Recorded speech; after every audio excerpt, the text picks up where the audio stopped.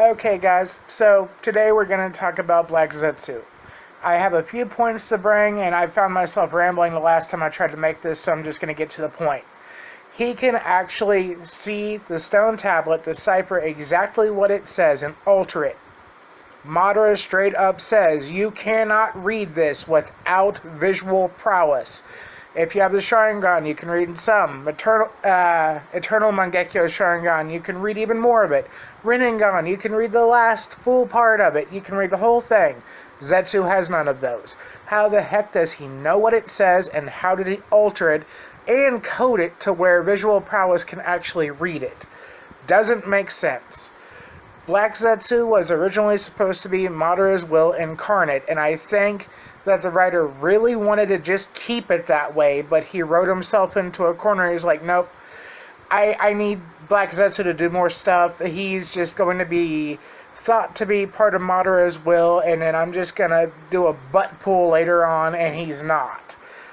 Wouldn't Madara know that Black Zetsu's not part of his own will? Why in the world does he believe that Black Zetsu is part of his own will? And then he's still, spewed the black stuff out and attached it to regular Zetsu, and it's like, there, that's my will. Except it's not, and I don't realize it's not somehow. Moving on. Black Zetsu stabbing Madara in the back. There's a very good reason this actually could not have happened. The Limbo clones also have the Rinnegan. They have shared vision with Madara.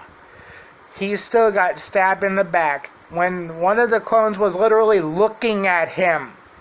He should have seen Zetsu popping out of the ground, pulling his arm back and going to plunge it into Madara.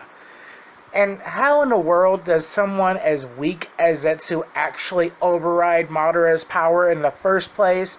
It makes zero sense. I mean, he got a hole blown out of him by Might Guy, and he's just like, oop, I'm just going to regenerate that. That doesn't really matter at all. He literally had Obito with Zetsu on him, plunge his hand into his chest, and ripping out Biju, and he could still react and move around. It doesn't make sense. Well, unless you count Black Zetsu hit him right in the spine, although I don't really think that seems to work on Madara at all. And the worst sin that Zetsu is blamed for, and it is his fault. It is completely his fault. He made Kaguya show up. Kaguya was literally I wouldn't say 100 times stronger than Six Paz Madara, but she was at least 10 to 20 times stronger than he was.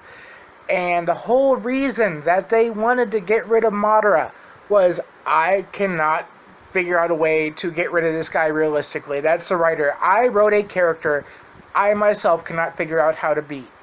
So, the fix for that is bring out someone 10 to 20 times stronger than he is and have them beat that. That makes zero sense. How in the world do you think anybody would buy that? Oh, and also let's not forget, Zetsu is responsible, or Black Zetsu is responsible for all of Shinobi history.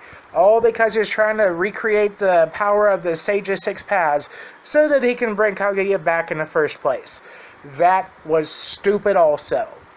If you agree with me at all, hit like, hit subscribe. I want to make some more Naruto content and anime content in general.